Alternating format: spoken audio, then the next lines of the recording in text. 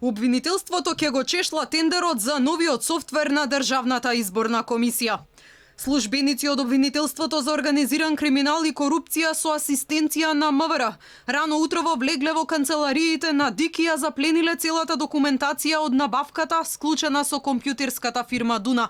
Од обвинителството за Алфа велат и се работи за предистражна постапка, а предметот бил отворен по допрен глас, откако ноќта на изборниот ден падна сајтот на ДИК и не работеше речиси цела седмица. Отворен е предмет по допрен глас за набавката на софтверот. Обвинителството за гонење организиран криминал и корупција влезе во ДИК за да ја одземе тендерската документација, со цел да се провери законитоста на јавната набавка.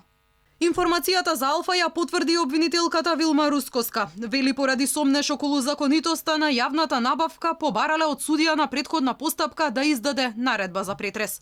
Дека ќе се испитува јавната набавка на софтверот, обвинителството најави минатата недела, но случајот го оставија за после заокружување на изборните резултати, оти како што рекоа, не сакале да вршат влијание врз работата на комисијата.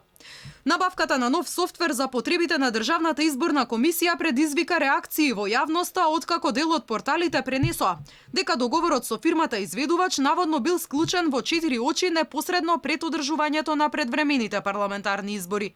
Системот кој требаше да биде модерен и да ги прикажува резултатите во реално време падна веднаш штом почна пребројувањето на гласовите. Јавноста за прв пат во 14 години откако се дигитализираше ДИК, со денови не можеше да види која партија колку гласови освоила по изборни единици. Од ДИК тогаш обвинија за хакерски напад однадвор, а случајот се уште се истражува од секторот за компјутерски криминал во МВР.